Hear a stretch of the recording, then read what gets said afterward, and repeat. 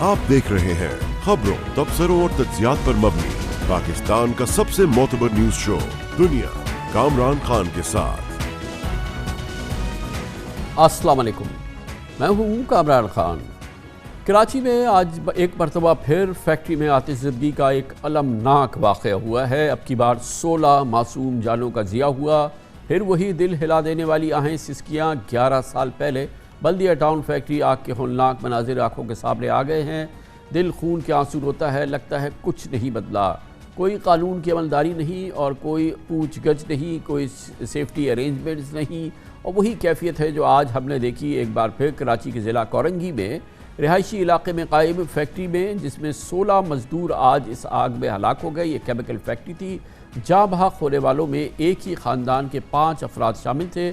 आग लगने के बाद इमारत में 30 से ज़ायद अफराद फंस गए। आग लगने की सूरत में निकलने के लिए कोई हंगामी रास्ता मौजूद नहीं था। आने और जाने का रास्ता भी एक था। छत पर जाने के गेट पर भी ताला लगा था। खिड़कियों में लोहे के जंगले लगे हुए थे। गोया कि वही था जो बल्दिया फैक्ट्री में देखा गया। फैक्ट्री के 12 फीट ऊंचे रोशनदानों को तोड़कर लाशों को निकाला गया। इलाका मकीनों और लवाहिकीन का कहना है कि फायर ब्रिगेड हस्ब रिवायत पर देर से पहुंची और उसे फिर यकीनन इससे जो रेस्क्यू एफर्ट्स थे उनको बहुत शदीद नुकसान पहुंचा। इससे पहले फरवरी में बल्दिया टाउन में धागे की 3 मंजिला फैक्ट्री में भी आग लगी थी। 3 अफराद झुलस कर जाँ बहक हुए थे। कराची में फैक्ट्री में आतिशज़दगी का होने वाला बदतरीन वाक़या सितंबर 2012 में हुआ था, जब बल्दिया फैक्ट्री आग ने 250 से ज़ायद मजदूरों की जान ली थी। आज 11 साल बाद आज के वाक़यात में वही सवाल उठाए जा रहे हैं कि फैक्ट्री रिहायशी इलाके में कैसे बनी, हिफाजती इंतजाम क्यों नहीं थे, किस महकमे ने NOC जारी किया, इंस्पेक्शन टीम ने सर्टिफिकेट कैसे दिया, और फिर फैक्ट्री मालिकान ने सेफ्टी कवानीन पर अमल दरामद करवाना उन्होंने नहीं किया, और उसने ऐसे नहीं किया तो उस पर ये ज़िम्मेदारी किसकी थी। ऐसे दर्दनाक वाक़े के बाद ऐसे ही सवाल होते हैं और फिर कुछ अरसे बाद मामला दब जाते हैं और बात आगे निकल जाती है। इस पूरी सूरत हाल पर आज के इस ताज़ा वाक़े पर हम बात करते हैं। हमें ज्वाइन कर रहे हैं शहर कराची के नए बहुत ही मुस्तैद एडमिनिस्ट्रेटर जनाब मुर्तज़ा वहाब हमारे साथ मौजूद हैं। बहुत बहुत शुक्रिया मुर्तज़ा वहाब साहब। बताइए अहवाल क्या हुआ, ये फैक्ट्री किस चीज़ की थी और जो आपने जो मालूमात इकट्ठा की है किस तरह से ये वाक़या हुआ? कामरान साहब, बड़ा अफसोसनाक वाक़या है और जो आपने अपने इब्तदाइया में सारी बातें की, मैं बहैसियत शहरी इस बात से बिल्कुल इत्तफाक करता हूँ। दिल को दहला देने वाला वाक़या है। ये बेसिकली जो सूटकेस बनते हैं, ट्रॉलीज बनते हैं, उसकी फैक्ट्री थी। और जो इब्तदाई हमें मालूमात मिली है कि वहाँ पे जो ग्लू एक ख़ास किस्म की ग्लू है जो जीने पे पड़ी हुई थी, जिससे शायद ये आग भड़की है। और आपने बिल्कुल दुरुस्त फरमाया कि इसके 2 एस्पेक्ट्स हैं। पहला एस्पेक्ट तो बिल्कुल दुरुस्त है कि इंतज़ामी एतबार से, हुकूमती एतबार से किन लोगों ने वो NOC जारी की, कैसे वो फैक्ट्री बन गई। और दूसरा एस्पेक्ट ये है कि उसका फायर एस्केप नहीं था, कोई इमरजेंसी एग्जिट नहीं था। यहाँ तक कि कामरान साहब, मैं एक और फैक्ट्री पर अभी चढ़कर मैंने अतराफ की तमाम फैक्ट्रीज को देखा, जो तमाम के तमाम डरबे की शक्ल है। इवन खिड़कियों को उन्होंने चुनवा दिया है, खिड़कियों को उन्होंने रेलिंग लगा दी है। तो एक बहुत बड़ा ये सवालिया निशान है, जिसमें मैं समझता हूँ कि जहाँ इंतजामिया है उसके साथ साथ जो फैक्ट्री मालिकान हैं उनको भी जिम्मेदारी का मुजाहरा करने की ज़रूरत है। मैं जो इसकी फाइनल रिपोर्ट है फायर डिपार्टमेंट की, उसका वेट कर रहा हूँ। जैसी वो रिपोर्ट आ जाएगी उसकी रोशनी में और जो हमारे कवानीन है उसकी रोशनी में इंशाल्लाह फिर फैसले स्टार्ट किए जाएंगे। क्या आपके पास कैजुअल्टीज़ के क्या नंबर्स हैं और क्या हाल है इन लोगों का जो कि फिर यहाँ से रेस्क्यू किया गया, जिनको या जो बेचारे अल्लाह को प्यारे हो गए? कामरान साहब, 17 अमवात हुई हैं इसमें।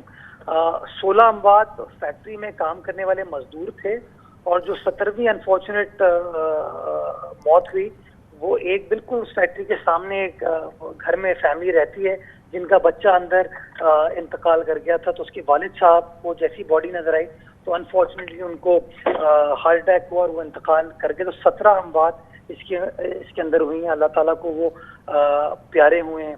दूसरी बात जो फायर डिपार्टमेंट के हवाले से बात की गई, कामरान साहब, मैं जब ये सुबह वाक़या हुआ मैं खुद मलीर में मौजूद था, रज़ाकाबाद ऑयल टर्मिनल पे। तकरीबन 10:09 पे फायर ब्रिगेड को इंटीमेट किया गया और 10:10 पे फायर ब्रिगेड जो है का अमला आपके जो कोरंगी का स्टेशन है वहाँ से निकल गया था और गालिबन अगले 14 से 15 मिनट में वो जाए वकुआ पर पहुँच गया था।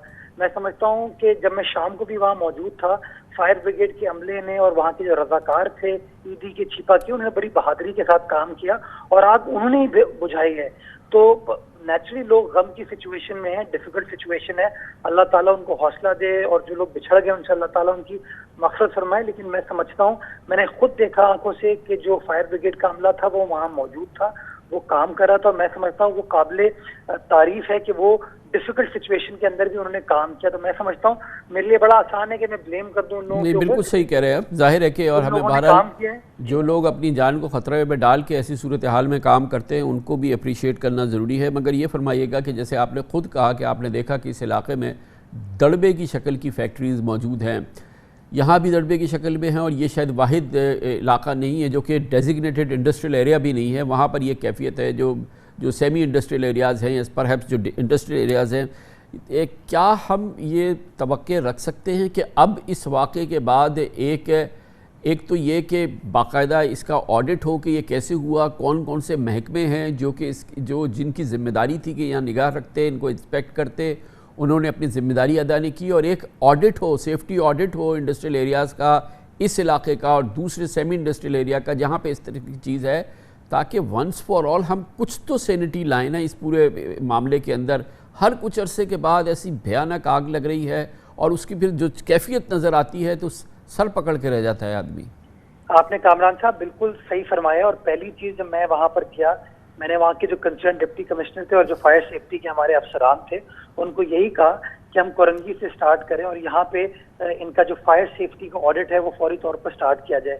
دوسری ایک اور چیز میں کامران صاحب ایک آپ کو وعدہ کرتا ہوں کہ منڈے کو انشاءاللہ سٹی کاؤنسل کی ریزولوشن پاس ہوگی جس کے اندر ہم مینڈیٹری کریں گے ان فائر اسکیپ کو لازمی قرار دینا، اور 30 روز کا ٹائم دیں گے ان تمام عمارتوں میں، ان تمام صنعتی مراکز میں کہ وہ میک شور کریں گے 30 ڈیز کے اندر وہ کمپلائی کریں، فائر ایگزٹ بنائیں، اور اگر فائر ایگزٹ نہیں ہوگا تو کے ایم سی پھر کارروائی کرے گی قانون کے مطابق ان کے خلاف. اور مجھے اس میں آپ جیسے لوگوں کی مدد چاہیے ہوگی تاکہ جب کے ایم سی کارروائی کرنے ان کے خلاف جائے جو لوگ اس طرح کی غفلت برتتے ہیں تو ہمیں میڈیا کی بھی اس میں سپورٹ چاہیے ہوگی. لیکن صرف یہ آبویسلی بڑا کرٹیکل ہے کہ فائر ایگزٹ ہو، ایمرجنسی ایگزٹس ہو، مگر کیپیسٹی بھی ہو نا، ان ہاؤس بھی کیپیسٹی ہو، فائر ایکسٹنگوشرز ہو، اور آج کل کی چیزیں ہوتی ہیں جو ضروری ان فیکٹریز میں تو وہ بھی نہیں ہیں کہ انف فائر ایکسٹنگوشر ہو. چھوٹی موٹی جب یہ شروع میں آگ ہوتی ہے تو یہ انٹرنلی بھی قابو میں آ سکتا ہے نا. اسی لیے کامران صاحب میں نے کہا کہ سب سے پہلے وہ فائر سیفٹی کا آڈٹ ہوگا اور ہونا لازمی ہے. اس کے ساتھ ساتھ جب ریزولوشن آ جائے گی سٹی کاؤنسل کی تو قانون کی شکل اختیار کر لیا جائے گا. اس کے اندر یہ فائر سیفٹی کی تمام چیزیں ڈال دی جائیں گی. جب صبح ہمارے میٹروپولیٹن کمشنر وہاں پر جائے وقوع پر موجود تھے تو اسی وقت یہ بتایا گیا تھا کہ ایون فیکٹری کے اندر کوئی اس طرح کا اکوپمنٹ موجود نہیں تھا. آپ نے بالکل درست فرمایا، اس کو بھی کیٹر فار کیا جائے گا اس ریزولوشن کے اندر. تھینک یو سو مچ، بہت بہت شکریہ جناب مرتضیٰ وہاب ہمارے ساتھ موجود تھے، ایڈمنسٹریٹر کراچی. کمرشل بریک، اس کے بعد ذکر کریں گے ٹیکس چوروں کی شامت آئے، حکومت نے تہیہ کر لیا ہے. اب یہ بھی خبریں ہیں کہ جو لوگ نان فائلرز ہیں ان کی بجلی منقطع کر دی جائے گی، گیس منقطع کر دی جائے گی، ان کے خلاف کارروائی ہوگی، ان کے سمز کو بلاک کر دیا جائے گا، کمپنیز پہ لازم قرار دیا جائے گا کہ وہ ڈیجیٹل پیمنٹ سے ادائیگیاں کریں. اور یہ بہت زبردست اقدامات ہیں جو حکومت کرنے جا رہی ہے، اور آبویسلی اب یہ ڈیٹا جو ہے وہ نادرا کے ساتھ شیئر کیا جائے گا تاکہ اس کا مزید کھوج لگایا جائے. اس کی مزید بات کرتے ہیں چھوٹے سے وقفے کے بعد. عمران خان حکومت کی سر توڑ کوشش ہے، ہر ممکن کوشش ہے کہ ٹیکس نیٹ بڑھایا جائے، پاکستان میں نان فائلرز کی جگہ نہ رہے، ہر شخص ٹیکس نظام میں رجسٹرڈ ہو اور اپنے حصے کا ٹیکس ادا کرے. اس کے لیے ہر ممکن اقدام اٹھانے کی تیاریاں ہو رہی ہیں اور لیے جا رہے ہیں. معاشیت کو دستاویزی بنانے کے لیے 5800 ارب روپے کا ٹیکس کلیکشن اس سال کے لیے سخت اقدامات کا تقاضا ہے، اور اس کے تحت نان فائلرز کے اب اطلاعات یہ ہیں کہ مختلف اقدامات تجویز کیے جا رہے ہیں کہ ان کے موبائل فون سم کو بند کیا جائے، بجلی اور گیس کے کنیکشن کو منقطع کر دیا جائے جو شخص ٹیکس نہیں دیتا، جبکہ ٹیکس چور یا کم ٹیکس دینے والے تاجروں اور بزنس کمیونٹی کے چیک، پے آرڈرز اور دوسرے بینکنگ طریقہ کار پر پابندی لگانے کا بھی فیصلہ کیا گیا ہے. انکم ٹیکس جنرل آرڈر کے ذریعے ایف بی آر پہلے قابل ٹیکس آمدنی والے نان فائلرز کو ٹیکس ریٹرن کے لیے نوٹس جاری کرے. بصورت دیگر ایف بی آر کی سفارش پر متعلقہ ادارے ان کے یوٹیلیٹی بینکنگ اور سہولیات کو اور بینکنگ کو بھی بند کر دے. I T O income tax ordinance میں سیکشن 175B کے اضافے کے بعد FBR تمام نان فائلرز اور موجودہ ٹیکس دہندگان کا ہر قسم کا ڈیٹا اور ود ہولڈنگ ٹیکس کی تفصیلات اب نادرا کے ساتھ شیئر کرنے جا رہا ہے۔ نادرا ایک سٹیزن پورٹل تیار کر کے شیئر کردہ ڈیٹا کو کوآرڈینیشنل انٹیلیجنس کے ذریعے اور آرٹیفیشل انٹیلیجنس کے ذریعے آمدنی اور اثاثے چھپانے والوں کو سامنے لائے گا، جس سے ٹیکس چوروں اور کم ٹیکس دینے والوں کی نشاندہی ہوگی۔ یہ بھی اطلاعات ہیں کہ ان اقدامات کے صدارتی آرڈیننس کا مجوزہ ڈرافٹ پچھلے ہفتے FBR نے وزارت قانون کو بھیج بھی دیا ہے۔ ٹیکس نیٹ بڑھانے کے اقدامات میں اب پروفیشنلز، ایسے پروفیشنل جو ٹیکس نہیں دیتے، نان فائلرز ہیں، ڈاکٹرز، وکلاء، ڈینٹسٹ، IT انجینئرز، اکاؤنٹنٹس، ان کے 40,000 روپے سے زائد کے رقم کے بجلی بلوں پر 35% ایڈیشنل انکم ٹیکس لگانے کی بھی تجویز ہے، جبکہ سب سے سخت اقدامات کارپوریٹ سیکٹر کے لیے ہوں گے، جہاں ڈیجیٹل ادائیگیوں کو لازمی بنایا جائے گا تاکہ لین دین کیش کے بجائے بینکنگ ٹرانزیکشن کے ذریعے ہو۔ آپ نے اندازہ لگایا کہ سر توڑ کوششیں ہیں، جس کے ذریعے کوشش ہے کہ پاکستان کا ٹیکس ٹو GDP ریشو جو کہ اب 10% سے بھی کم ہو چکا ہے، اس کو کسی صورت سے بڑھایا جائے اور کسی بھی اچھے ترقی پذیر ملک کی شرح ہوتی ہے اس تک اس کو لایا جائے۔ اور جب تک یہ ٹیکس دینے والوں کی تعداد نہیں بڑھے گی ایسا نہیں ہوگا، ٹیکس چوروں کا بیخ کنی نہیں ہوگی، ایسا نہیں ہوگا۔ ان اقدامات پہ ہم مزید بات کرتے ہیں، ماہرانہ اور ٹیکس امور کے حوالے سے رائے حاصل کرتے ہیں۔ نامور ٹیکس ایڈوائزر، صدر کراچی ٹیکس بار ایسوسی ایشن جناب ذیشان مرچنٹ ہمارے ساتھ موجود ہیں۔ بہت بہت شکریہ ذیشان مرچنٹ صاحب۔ یہ اور بڑے کلیدی اقدامات ہیں اور ریولوشنری قدم ہے کہ اگر آپ نان فائلرز ہیں اور اگر آپ کی سکت ہے کہ آپ کاروبار کر رہے ہیں، بزنس کر رہے ہیں، تو آپ کی فون سم کو بند کر دیں گے، بجلی بند کر دیں گے، آپ کی کنیکشنز بند کر دیں گے اور آپ کی بینکنگ پہ بھی پابندی لگائیں گے، پھر تو لوگ ٹیکس دیں گے۔ بسم اللہ الرحمن الرحیم۔ جی بالکل، میں سٹارٹ اسی طریقے سے کروں گا کہ انٹینٹ بہت اچھا نظر آ رہا ہے۔ اس وقت FBR نے میرے خیال سے جو ہے یہ فیصلہ کر لیا ہے، گورنمنٹ آف پاکستان نے جو فیصلہ کیا ہے کہ اب ہمیں اپنا ٹیکس ریونیو کو بڑھانا ہے، اور ہر وہ شخص جس کا انکم لیول جو ہے وہ سالانہ 4 لاکھ روپے سے زیادہ ہے، وہ یہ چاہتے ہیں کہ اب اس کو ریٹرن فائلنگ کا انفورس کروایا جائے۔ چونکہ اس کی وجہ یہ ہے کہ نان ٹیکس فائلرز جو ہے پاکستان میں ان کی تعداد بہت زیادہ ہے بنسبت جو فائلرز ہیں۔ فائلرز تقریباً 30 لاکھ ہیں پاکستان میں جو اپنے ٹیکس ریٹرنز فائل کرتے ہیں، آبادی ہماری 22 کروڑ سے زیادہ ہے۔ تو ایک آپ اس سے کمپیریزن کریں کہ ہم اپنے آبادی کا 1% بھی جو ہے لوگ ٹیکس ریٹرن نہیں بھرتے۔ دنیا میں اگر آپ انڈیا کا ہی کمپیریزن کر لیجئے تو کم از کم 4 سے 5% ان کی پاپولیشن ہے وہ ٹیکس ریٹرن بھرتی ہے۔ تو اگر ہم اس تناسب کی بات کریں تو اس وقت ہمارے پاس تقریباً 60 سے 90 لاکھ ٹیکس پیئرز کا گیپ موجود ہے کہ جو نئے ٹیکس پیئرز آ سکتے ہیں۔ اور یہ جو بات ہو رہی ہے پریزیڈنشل آرڈیننس کی، میں یہ سمجھتا ہوں کہ یہ اس وقت بہت رائٹ سٹیپ ہے، لیکن جی ہاں اس میں رائٹ سٹیپ ہونے کے ساتھ ساتھ اس میں میرے خیال سے کچھ پلان کے ساتھ پراپر اس کو تھاٹ پروسیس کے ساتھ۔ ٹیکس بار کی کیا ایڈوائس ہوگی FBR کو اس حوالے سے؟ جی میں یہ سمجھتا ہوں کہ کراچی ٹیکس بار کا سجیشن یہی ہوگا کہ یہ پلانز تو بہت اچھے نظر آ رہے ہیں، لیکن اس کو stage wise well thought process کے بعد ایک پراپر پلان کے تحت جائے۔ اگر اس کو ایک دم سے امپلیمنٹ کرنا شروع کر دیا تو کہیں کیوس کریٹ نہ ہو جائے۔ ایک چھوٹی سی اگزامپل یہ ہے کہ جیسے موبائل سمز بند کرنے کی بات ہوئی، جب کووڈ کے لیے ایک ایسی ہی ڈرائیو چلی تو ہم نے دیکھا کہ قطاروں کی قطاریں لگ گئیں، لیکن موبائل سم اگر بند کرنے کی بات کرتے ہیں ہر نان فائلر کی، تو ہمیں یہ مد نظر رکھنا ہوگا کہ ہمارے سینئر سٹیزنز بھی ہیں جن کو ٹیکس ریٹرن فائل کرنے کی ضرورت نہیں ہے، پھر ہمارے اسٹوڈنٹس بھی ہیں جن کے پاس آج موبائل آج کل عام ہے، ہر ایک بچے کے پاس بھی ہوتا ہے اور عمر رسیدہ لوگ بھی۔ تو ایک اگر پراپر پلان کے ساتھ جائیں گے، کوئی ایک بینچ مارک سیٹ کر لے کہ جس کا ماہانہ ایک موبائل بینچ مارک تو انہوں نے دوسرا سیٹ کیا ہے کہ پروفیشنلز جن کی کہ بہت ہی انڈر اسٹیٹڈ انکم ہے، وکلاء ہیں، اکاؤنٹنٹس ہیں، ڈاکٹرز ہیں، میڈیکل پروفیشنلز ہیں، کہ ان کے جو بل ہوں گے، جو الیکٹریسٹی بل ہے اس پہ 35% جو ہے وہ ہم ٹیکس لاگو کر دیں۔ تو یہ بھی ایک قدم تو ہے نا۔ ظاہر ہے کہ اس میں تو کوئی شک نہیں کہ ہمارے وکلاء، ہمارے ڈاکٹرز، ہمارے اکاؤنٹنٹس بہت انڈرسٹیٹ کرتے ہیں اپنی انکم۔ دیکھیں ایک تو اس میں اس کے 2 پیراہے ہیں، ایک تو کچھ لوگ جو اس سسٹم میں ہیں اور انڈرسٹیٹ کر رہے ہیں یا پراپر فائل کر رہے ہیں، ایک دو سیکٹر ہی ہو گئے، ایک وہ لوگ ہیں کہ جو دے ہی نہیں رہے۔ تو میں یہ سمجھتا ہوں کہ سٹارٹ کرنے کے لیے جو سسٹم میں نہیں ہے، پہلے ان کا ایک ڈیٹا پول بنانا پڑے گا کہ کتنے ایسے ڈاکٹرز ہیں اور ان کی جہاں سے رجسٹریشنز ہوتی ہیں وہاں سے وہ ڈیٹا لے لیجئے, اس کو ڈیٹا سے CNIC لے لیجئے, نادرا کو یوٹیلائز کریں, اس کا NTN چیک کریں کہ اگر وہ FBR سے ریلیٹڈ ہے یا نہیں ہے. اگر FBR سے نہیں ہے تو جیسا ایک ہے کہ ایک پراپر نوٹس دیا جائے, نوٹس پہ اگر وہ نہ کریں تو یقیناً ان کے بجلی کے بلوں پہ یہ جو ہے ایکسٹرا ٹیکس لگانا چاہیے, کیونکہ اس وقت پرابلم یہ ہے کہ ہمارے پاس چونکہ ٹیکس فائلرز کم ہے ملک میں, تو ہر وہ غریب آدمی جس کے اوپر لاگو نہیں بھی ہوتا وہ انڈائریکٹ وے میں ٹیکس دے رہا ہے. تو اس سے ہوگا یہ کہ جب آپ کے ملک میں ٹیکس فائلرز بڑھیں گے تو یقیناً آپ کی آمدنی بڑھے گی, اس کے ساتھ ساتھ پھر گورنمنٹ اس پوزیشن میں ہوگی کہ ود ہولڈنگ ٹیکسز کو بھی کم کرے اور ٹیکس ریٹ کو بھی کم کرے. گورنمنٹ کا جو پیوٹ ہے اس پوری کیمپین کا, اس میں ایک اہم بات یہ ہے کہ وہ کہتے ہیں کہ یہ جو FBR کا ڈیٹا ہے اب ہم نادرا کے ساتھ شیئر کریں گے. نادرا کے پاس آرٹیفیشل انٹیلیجنس کے اپنے اس انفراسٹرکچر بنے ہوئے ہیں, ان کے پاس آرکیٹیکچر ہے جس کے تحت وہ مختلف ڈپارٹمنٹ سے انفارمیشن کولیٹ کر کے اور اس کی ڈیٹا مائننگ کر کے اور پھر FBR کے اس کو کلیئر کر کے یا اس کے ساتھ اس کو سنتھسائز کر کے اور اس کی پھر جو ہے وہ انفارمیشن جو ہے وہ سامنے آئے گی, جس سے کہ لوگوں کا بچنا بڑا مشکل ہو جائے گا, چور بازاری کرتے ہیں. تو یہ نادرا کا جو انکلوژن ہے اس پر آپ کی کیا رائے ہے؟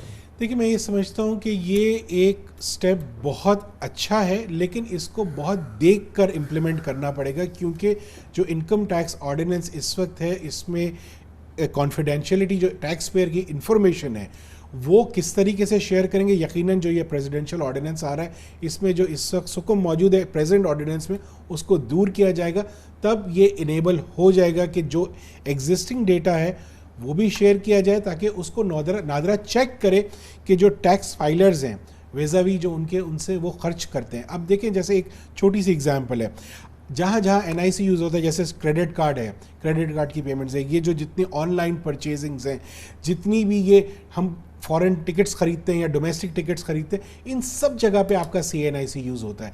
الیکٹریسٹی بل ہے وہاں, تو ڈیٹا بہت ساری جگہوں پہ پول ہو رہا ہے, لیکن اب اس کو جیسے نادرا کے ساتھ یہ شیئر کر کے اس کو ایک سنکرونائز کر کے اس کو سائیڈ میں کریں گے کہ پہلے تو جو نان فائلرز ہیں ان کا ڈیٹا الگ کیا جائے اور پھر جو فائلرز ہیں ان کا ڈیٹا الگ کر کے اس کو چیک کیا جائے کہ جو انہوں نے ایکسپینسز کیے ہیں ورسز جو ان کے انکم لیولز ہیں. میں یہ سمجھتا ہوں کہ FBR کو اب یہ چاہیے کہ وہ ٹیکس پیئر کے ایکسپینسز کو جو FBR نادرا کی مدد سے حاصل کرے گا انشاءاللہ, تو وہ اس کی ٹیکس پیئر کی ریٹرن میں پہلے سے ہی ڈال دے کہ جناب یہ ایکسپینسز کا ڈیٹا تو ہمارے پاس ہے, اب آپ بتا دیجئے کہ آپ کی انکمز کتنی ہیں. تو اس سے ایک بہت بڑا چینج آئے گا, بجائے اس کے کہ وہ خود ڈکلیئر کرے یا وہ خود اپنے آپ کو ایسس کرے, تو یہ پہلی تو سیلف ایسس کر دے کہ آپ نے یہ کیا ہے, یہ تو ہو گیا, یہ تو ہے ہمارے پاس, یہ تو ہے, اس کے علاوہ کیا خرچے ہیں وہ بتا دیجئے اور جو انکم کے ذرائع ہیں وہ بتا دیں. تو اس سے جو یہ انڈر سٹیٹمنٹ یا جو ٹیکس چوری ہو رہی ہے وہ بالکل ایک منیملسٹک حد تک بالکل کم بھی ہو جائے گی اور میرے خیال سے ختم بھی ہو جائے گی. بہت بہت شکریہ جناب ذیشان مرچنٹ, صدر کراچی ٹیکس بار ایسوسی ایشن ہمارے ساتھ موجود تھے. کمرشل بریک, اس دوران نیوز ہیڈ لائنز دیکھیں, جس کے بعد ہم اپنے پروگرام کے باقی حصے کے ساتھ واپس آتے ہیں انشاءاللہ. افغانستان سے غیر ملکیوں کا پرامن انخلا اور وہاں پر امن و استحکام پاکستان کی سب سے اولین ترجیحات میں سے یہ ایک ہے. افغان تصفیے کے لیے ہر ممکن معاونت میں پاکستان اس وقت کوشاں ہے, جبکہ افغانستان کی تباہ کن صورتحال میں بھارت کوئی کسر نہیں چھوڑ رہا ہے. آج راولپنڈی میں پریس کانفرنس کے دوران پاکستان کا نقطہ نظر بیان کیا ISPR کے director general major general Babar Iftikhar نے. انہوں نے کہا کہ اشرف غنی کی حکومت کا خاتمہ سب کی امیدوں کے برعکس تھا, لیکن پاکستان نے پہلے ہی اپنی سرحد کو محفوظ اور مستحکم بنا لیا تھا. انہوں نے کہا کہ 5,500 سے زائد افراد کے انقلاب میں پاکستان نے مدد کی ہے اور افغانستان میں موجود غیر ملکیوں کی واپسی کا دوسرا بڑا مقام اب پاکستان ہے. Preceding 15th August, the military situation unfolded rather rapidly, and I think it was against everybody's expectations. Pakistan had already started taking those measures which we needed to take to guard the Pakistan-Afghanistan international border immediately after 15th of August. As things unfolded, the terminals and all border crossings have been kept open. Right now, the biggest base in the near immediate vicinity of Afghanistan for evacuation of foreigners from Afghanistan is in Pakistan. I think more than 5,500 foreign nationals have been evacuated.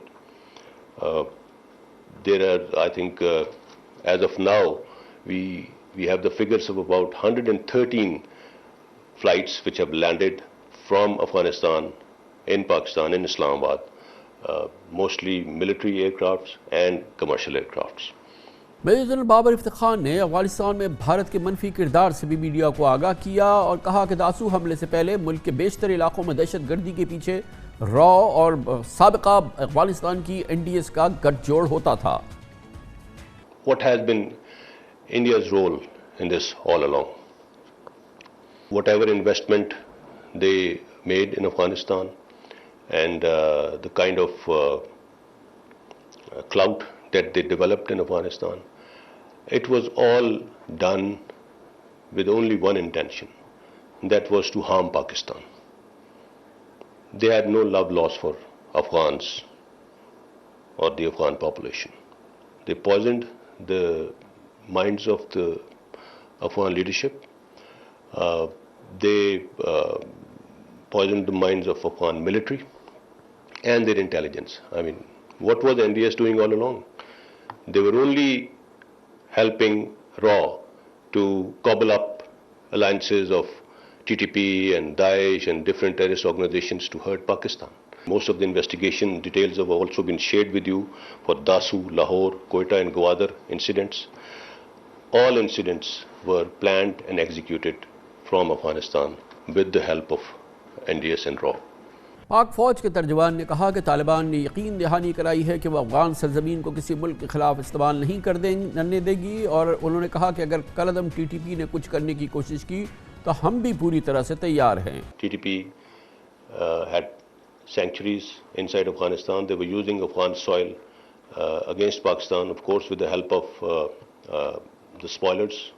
The Taliban leadership have conveyed that they will not let the Afghan soil to be used against any other country in the world, and we have to take them on their word, and we believe that they will take some very effective measures to ensure that TTP is not able to operate against Pakistan or any other country for that matter from the Afghan soil. So we trust that it will happen, and if they try to operate on this side, well, we are already going after them. As I said, there is no organized infrastructure left in Pakistan, alhamdulillah, of terrorists. We have our measures in place, and we are absolutely ready if something happens of that. امریکہ اور اتحادی افواج نے 31 اگست سے افغانستان سے حتمی انخلاء کے لیے پاکستان سے مدد مانگی ہے، اور امریکہ کی درخواست پہ پاکستان نے افغانستان سے آنے والے 3 سے 4 ہزار افغان باشندوں، غیر ملکیوں اور امریکی شہریوں کو ٹھہرانے کے انتظامات بھی کیے ہیں. انہیں سیکیورٹی، خوراک اور قیام کی سہولتیں فراہم کی جائیں گی. افغانستان سے آنے والے غیر ملکیوں کو 21 دن کا ٹرانزٹ ویزا ملے گا، اور کابل سے براہ راست پروازیں اسلام آباد، کراچی، لاہور اور دوسرے شہروں میں اتریں گی، جبکہ پاکستانی ویزے کے حامل افراد طورخم سے پاکستان بھی داخل ہوں گے. غیر ملکی مہمانوں کی رہائش اور کھانے پینے کا انتظام اسلام آباد، کراچی، لاہور، راولپنڈی میں کیا جا رہا ہے. متعلقہ اضلاع کی ضلعی انتظامیہ نے رہائشی ہوٹلز کو، گیسٹ ہاؤسز کو 21 دنوں کے لیے بکنگ پر پابندی عائد کر کے اپنے اس میں انتظام میں بھی لیا ہے. بیشتر ہوٹلز کا سیکیورٹی کنٹرول پولیس اور فورسز کو دیا جائے گا. اطلاعات کے مطابق افغان مہاجرین کو ٹھہرانے کے لیے شادی ہالز، کالجز، یونیورسٹیز کے ہاسٹل بھی استعمال کیے جا سکتے ہیں. عام تاثر یہ ہے کہ کابل ایئرپورٹ پر خود کش حملوں کے بعد شاید ہنگامی طور پہ پاکستان میں انتظامات کیے جا رہے ہیں، مگر حکام نے کہا کہ امریکہ نے پاکستان کو اس سلسلے میں 20 اگست کو باقاعدہ درخواست بھی بھیجی تھی، اور اس سلسلے میں پہلی پرواز کل اسلام آباد پہنچنی تھی، لیکن کابل میں دھماکوں کے باعث یہ پرواز نہیں آ سکی. اس کے علاوہ پاکستانی حکام نے مجھے بتایا ہے کہ امریکی افواج کے لیے، نیٹو افواج کی آمد و رفت کے لیے، ان کے افغانستان سے انخلاء کے لیے پاکستان کی فضائی حدود میں باقاعدہ ایک مخصوص راہداری بھی مختص کی گئی ہے امریکی افواج کی ان پروازوں کے لیے. مزید اس سلسلے میں اہم معلومات، پاکستان کی تیاریاں اس چیلنج سے نمٹنے کے لیے ہمیں جوائن کر رہے ہیں وفاقی وزیر داخلہ محترم شیخ رشید احمد. بہت بہت شکریہ شیخ صاحب، آپ نے ہمیں جوائن کیا ہے. آج جیسے کہ D G S P R نے بھی کہا کہ پاکستان اب جو ہے سمجھیے کہ سب سے پہلا پڑاؤ ہے جو افغانستان سے انخلا ہو رہا ہے ہزاروں کی تعداد میں لوگوں کا. اب ہمیں نہیں پتا کہ آج ایئرپورٹ بند ہونے کے بعد یہ جاری رہے گا یا نہیں, لیکن پہلی منزل جو ہے ہزاروں غیر ملکیوں کی اور افغانوں کی شاید پاکستان ہوگی. ڈاکٹر صاحب آپ سے بہتر حالات کو کوئی نہیں جانتا, اور جب D G I S P R تبصرہ کر دیں تو وہ تو پھر سارا وہ اس مقام پہ بیٹھے ہیں. لیکن میں ایز اے انٹیریئر منسٹر آپ کو یہ کہنا چاہتا ہوں کہ ابھی تک جس وقت میں آپ کو انٹرویو دے رہا ہوں ایک آدمی بھی نہیں آیا. اور یہ جو فضا بنائی جا رہی ہے کالا شاہ کاکو میں اور کراچی میں اور اسلام آباد میں, ہم تیار ہیں جتنے لوگ آئیں, لیکن ہمارے پاس ڈاکٹر صاحب کچھ تو وہ لوگ ہیں جو ایئرپورٹ پہ 400-500 انتظار کر رہے ہیں, جو انہوں نے انٹری نہیں لی ہم سے, ہمارا امیگریشن یا ایف آئی اے کو پاس نہیں کیا. اور 1500 لوگ ہیں وہ جو کہ 1580 یا جنہوں نے تورخم کو پاس کیا, اور 1500 یا 1200 یا 1300 لوگ وہ ہیں جو انہوں نے کابل کی طرف گئے ہیں پاکستان سے. یہ میں 14 سے لے کے آپ کو اس وقت جو انٹرویو دے رہا ہوں اس کا ڈیٹا دے رہا ہوں, یہ میرے سامنے ہے. ہوائی راستے سے بھی 1400-1500 لوگ آئے ہیں. ہماری تیاری ضرور ہے, امریکہ ہو, برطانیہ ہو, بیلجیم ہو, جرمنی ہو, روس ہو, فرانس ہو. روس کی تو ایمبیسی آلریڈی وہاں موجود ہیں. سو اسلام آباد ان کو نزدیک پہنچتا ہے. پہلے یہ سوچ تھی کہ کراچی, پشاور اور یہ جو باتیں چل رہی تھی میڈیا میں, لیکن مجھے جو تازہ جو سوچ ہے یہ تازہ فیصلوں میں, اب جو بھی لوگ آئیں گے وہ 1000 ہوں گے, 2000 ہوں گے, 500 ہوں گے, وہ یہاں اسلام آباد کے ہوٹلوں میں ٹھہریں گے. باقی یہ جو یونیورسٹیاں خالی کروائی جا رہی ہیں یہ پینک کریٹ کیا جا رہا ہے خام خواہ. اور اگر کسی نے کوئی یونیورسٹی کے ہاسٹل دوسرے خالی کرانے ہیں, پہلے ہماری ہیلپ لائن سے, منسٹری آف انٹیریئر سے پوچھیں, یا اپنی صوبائی وزیر داخلہ سے پوچھیں اپنے صوبوں کے. ہمیں ابھی کوئی ڈائریکشن نہیں ملی کہ یونیورسٹیوں کے خالی کرنے. اور آج ہم سے یو ای ٹی نے, کالا شاہ کاکو نے, میرا مطلب ہے لاہور گئے تو سارا میڈیا کہہ رہا تھا جی رینجرز جا رہی ہیں وہاں, کوئی نہیں جا رہی. میں نے ذمہ داری سے کہا کہ بھئی جب وقت آئے گا ہم ساری سیکیورٹی ان لوگوں کو پرووائڈ کریں گے. ابھی ایسی کوئی بات نہیں ہے. تورخم کھلا ہوا ہے, چمن کھلا ہوا ہے. دیکھیں ہمارا جو میجر مسئلہ تھا, جیسا آپ نے ڈاکٹر کامران صاحب فرمایا کہ انڈیا نے کھسیانی بلی کھمبا نوچ رہی ہے, اس کو کوئی ایسی فضا چاہیے جو پاکستان کے ذمہ لگے. ان کو منہ کی کھانی پڑی ہے, ان کو منہ کے بل بگڑے ہیں. این ایس ڈی بی اور جو وہاں سارے کونسلیٹ تھے, ٹی ٹی پی وہاں موجود ہے, داعش وہاں موجود ہے. داعش کو طالبان نے غزنی اور کون سا ایک علاقہ تھا, ایک غزنی تھا اور لوگر سے پہلے خالی کیا تھا. اس وقت داعش جو ہے وہ نورستان کی پہاڑیوں پہ ہے. کنڑ میں بھی تھوڑی بہت ہوگی, کنڑ میں نہیں ہوگی, سوری نگہار میں ہوگی. ٹی ٹی پی ہوگی کنڑ میں, نگہار میں اور نورستان میں. لیکن ہمیں پورا وشواس ہے, ہمیں پوری تسلی ہے کہ ٹی ٹی پی, ویسے بھی ہم نے 2686 کلومیٹر کا ساری فینسنگ کی ہوئی ہے.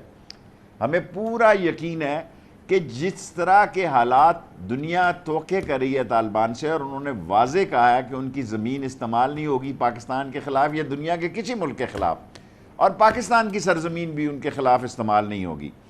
اب دیکھیں وہ 31 تاریخ تک ان کی گورنمنٹ بن جائے گی.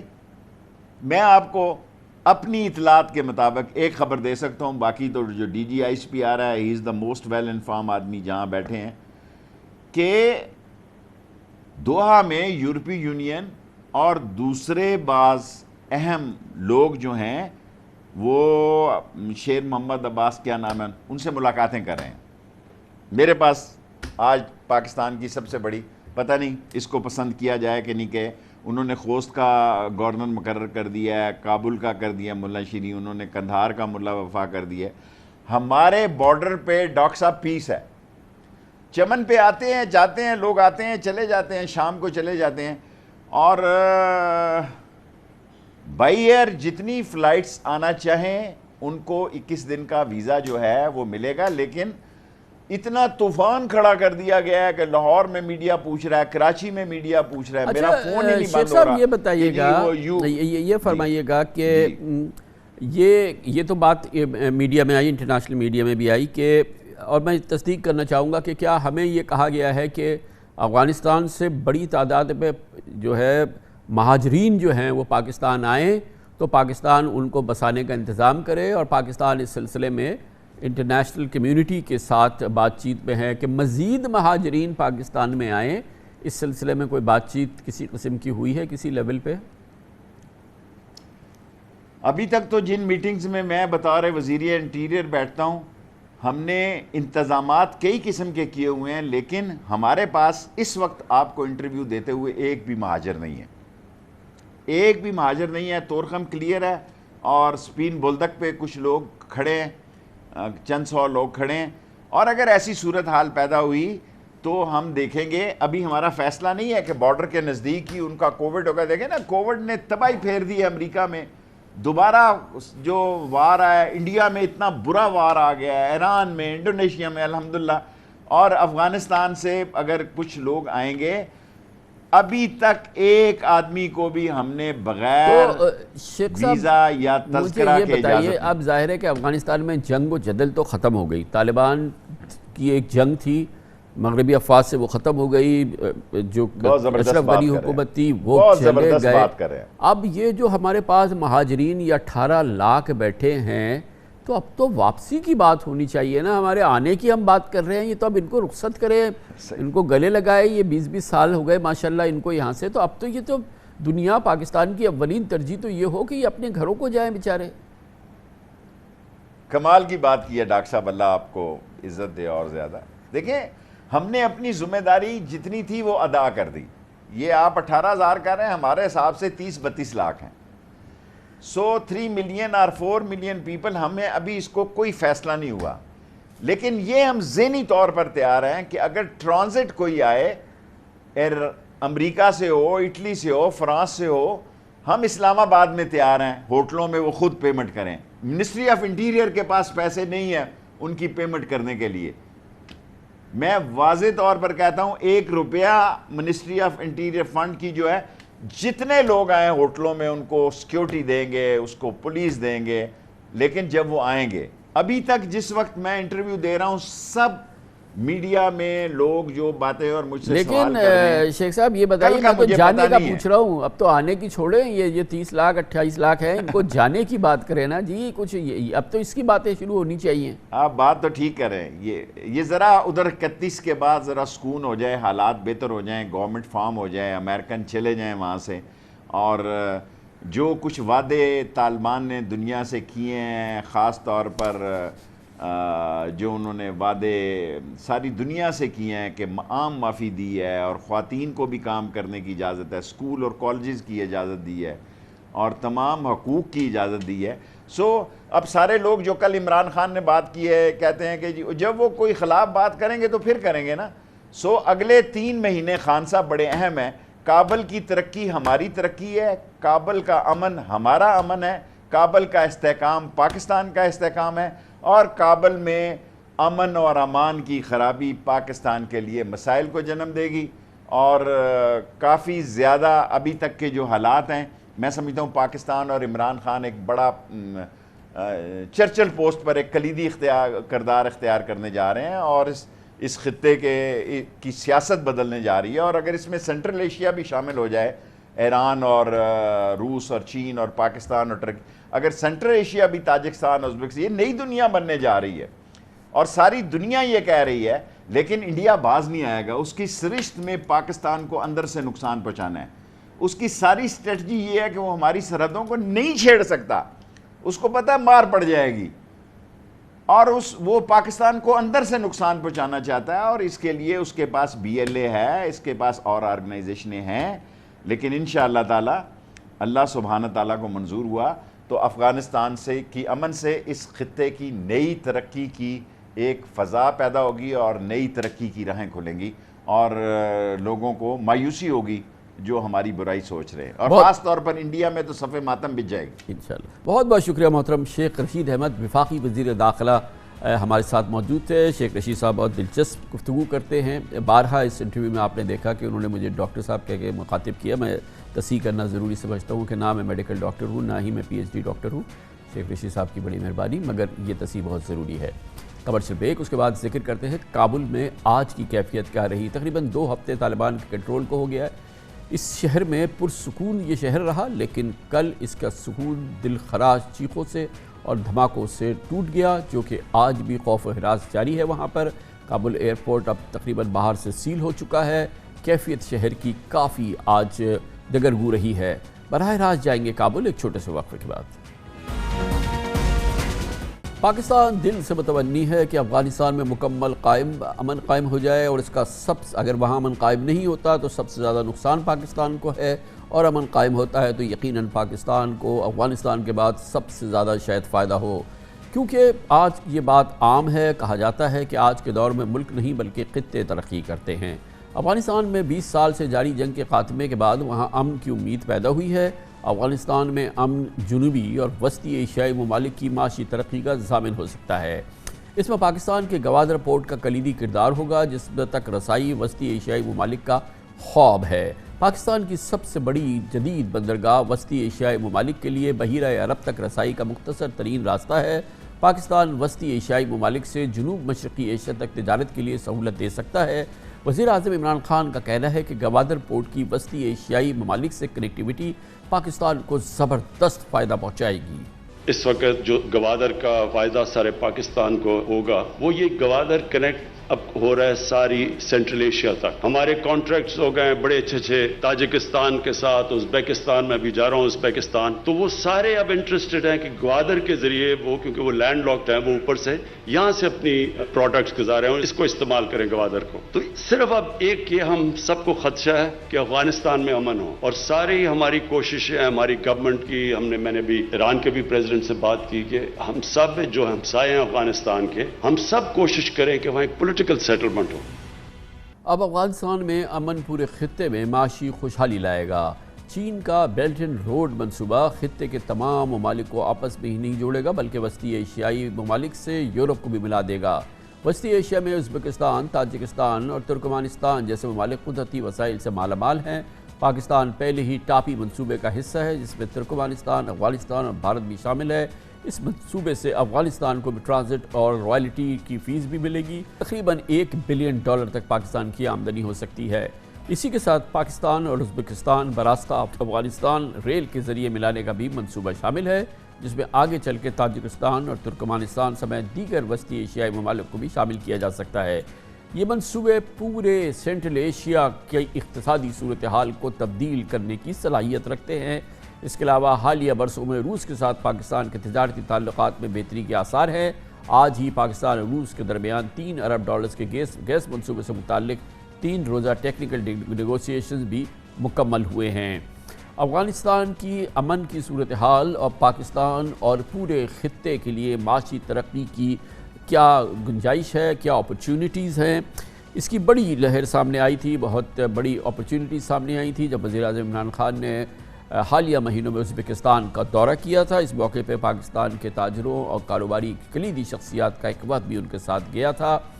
اس وفد میں شامل تھے جناب گوہر اعجاز، پیٹرن ان چیف ایپٹما، جو کہ اس وقت ہمارے ساتھ موجود ہیں. بہت بہت شکریہ. یہ فرمائیے گا کہ جو ازبکستان اور یہ سینٹرل ایشین ریپبلکس میں آپ گئے، وہاں پر جو اپرچونٹیز نظر آئیں، اب جبکہ افغانستان میں امن قائم ہو رہا ہے، ان جو اپرچونٹیز سینٹرل ایشین ریپبلکس میں ہمارے لیے موجود ہیں، ہماری معاشی گروتھ کے لیے، ہمارے ایکسپینشن کے لیے، اس کا ایک احوال ہمارے اگر آپ ناظرین کو دیں. عمران خان صاحب، ازبکستان میں جو ہے میں خود حیران رہ گیا کہ پاکستان کی جتنی روئی ہے، جتنی اس سال 1 ملین ٹن پاکستان نے پروڈیوس کیا ہے، آسان زبان میں 1 ملین ٹن ہی ازبکستان میں کاٹن کی پروڈکشن ہے، اور وہ صرف جو ہے ابھی تک 30 سال میں صرف دھاگا بنا رہے ہیں اس پورے 1 ملین ٹنز کا. تو مجھے ان کے ٹیکسٹائل منسٹر نے جو ہے بتایا کہ ہماری ٹوٹل ایکسپورٹ $2 بلین ہے ازبکستان کی، اتنی روئی سے جتنے کی پاکستان میں. تو میں نے ان کو کہا کہ ہماری اتنی ہی کاٹن سے $15.5 بلین کی انشاءاللہ ہم ایکسپورٹ جو ہے اس سال کلوز کر رہے ہیں 30 جون 2021 میں. اور ہماری اس سال میں کووڈ کے درمیان $3 بلین کی صرف گروتھ آئی ہے. تو ادھر سے لے کے وہاں کے جو پریزیڈنٹ، پرائم منسٹر، وہ سب لے کے ہمارے پاس بیٹھ گئے اور انہوں نے پاکستان کی ٹیکسٹائل انڈسٹری کو، میں نے تو آج تک اتنی پاکستان کی ٹیکسٹائل انڈسٹری کی عزت ہوتے کہیں نہیں دیکھی، کہ انہوں نے کہا کوئی طریقہ ہو جائے کہ پاکستان کے انڈسٹریلسٹ یہاں آ کے جوائنٹ وینچر کر لیں ہمارے ساتھ، کہ ہم اس پورے کے پورے جو ہے وہ چین کو آگے بڑھا سکیں. ہمارا اور ان کا راستہ تقریباً 24 گھنٹے کا ہے. اگر افغانستان کا جو ہے میں پیس ہوتی ہے تو ہمارے پاس جتنی ہم اس وقت $15.5 بلین کے اوپر بیٹھے ہیں اتنا ہی وہاں پہ را مٹیریل اویلیبل ہے. ہم اس کو یہاں سے $15.5 بلین سے صرف ان کے را مٹیریل پہ ڈبل کر سکتے ہیں. صاحب یہ بتائیے گا، یہ بھی ایکسپلین کیجئے کہ جو پاکستان کی جیوگرافیکل پوزیشن ہے وہ کتنی امپورٹنٹ ہے سینٹرل ایشین ریپبلکس کے لیے، کیونکہ جب سوویت یونین افغانستان میں آیا تھا 79 میں، اس کے بعد سے مسلسل یہ کہا جاتا تھا کہ وہ دراصل ہاٹ واٹر سپورٹ کی طرف جا رہے ہیں، ان کو وہ ضرورت ہے. وہ اتنی اہم ہے یہ جو ہماری فیسلٹیز ہیں، وہ تھوڑا سا اس کو ایکسپلین کیجئے کہ سینٹرل ایشین ریپبلک کے لیے یا افغانستان میں امن اور پاکستان کی جو ایکسیسیبلٹی ہے اس کی امپورٹنس کتنی ہے.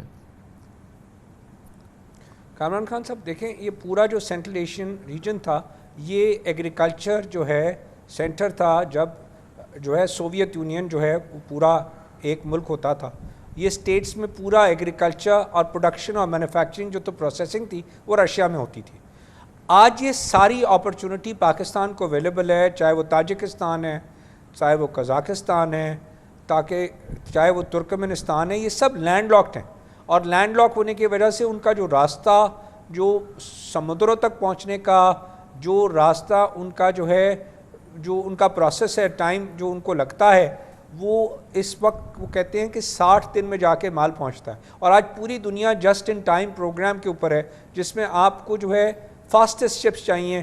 آپ کو مال جو ہے وہ سٹورز میں یہاں سے پاکستان سے جو ہے ڈائریکٹلی ہم ٹیگ بھی لگا کے بیچتے ہیں کہ کون سے جو ہے امریکہ کے ہیوسٹن ٹیکسس کے اندر کون سے والے سٹریٹ پہ کون سے سٹور میں جا رہا ہے، اس کا بھی ٹیگ یہاں سے لگ کے جاتا ہے.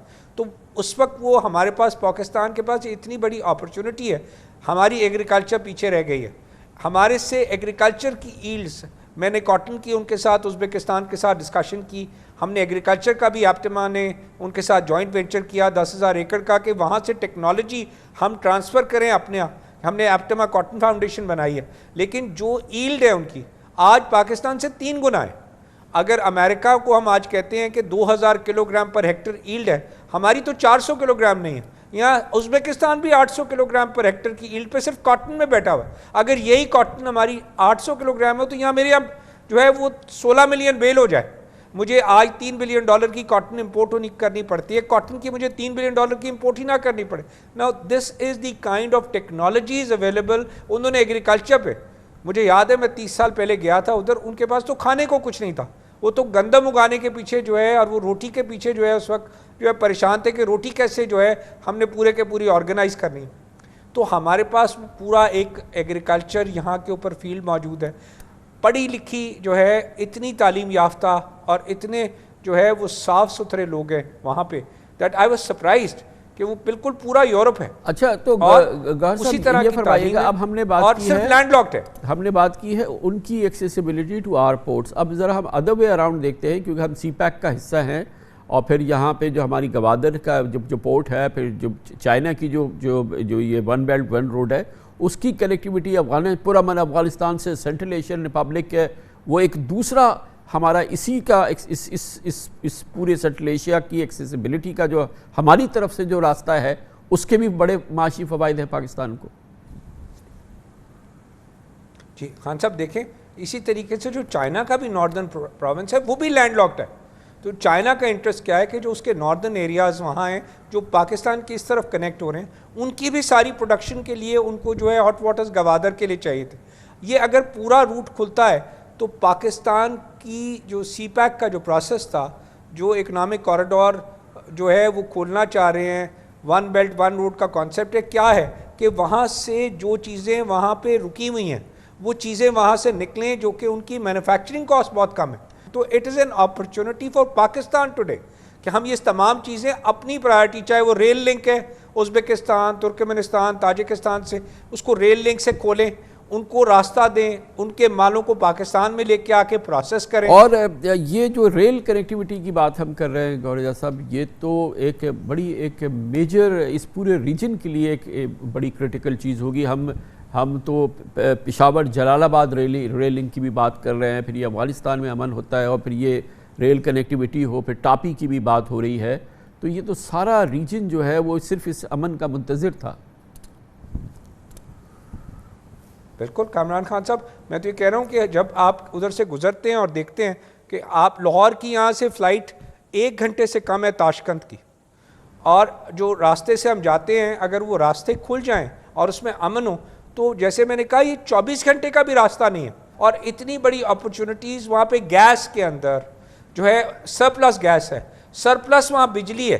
وہ اس وقت ہمارے کو انہوں نے آفر کیا کہ آپ لوگ 3 سینٹ میں بجلی لے لیں، جو کہ ہم یہاں پہ 7 سینٹ کی لے کے ہم جو ہے وہ پاکستان کو جو ہے ہم اس سال $5 بلین کی گروتھ لے کے آئیں گے ٹیکسٹائل ایکسپورٹ 7 سینٹ میں. انہوں نے ہم سے حیران ہو کے پوچھا کہ آپ 7 سینٹ کی بجلی میں دنیا میں کمپیٹ کر رہے ہیں، ہم آپ کو 3 سینٹ کی دیتے ہیں. انہوں نے پوچھا آپ گیس کتنے کی لیتے ہیں؟ ہم نے کہا ہم $6.5 میں لے کے بہت خوش ہیں. انہوں نے کہا ہم سے $1 کی گیس لے لیں. انہوں نے کہا آپ روئی کتنی لیتے ہیں؟ ہم نے کہا ہم تو دنیا کی رہے. انہوں نے کہا ہم سے آپ کاسٹ کے اوپر روئی لے لیں 60 سینٹ میں. خدا کے واسطے یہاں صنعت لگاتے ہیں. تو مائی پوائنٹ آف ویو ایئر کی جو ریل روٹ کھلنا ہے، یہ راستے کھلنے ہیں، وہ راستے پاکستان کے فوائد میں. تھینک یو سو مچ، بہت بہت شکریہ جناب.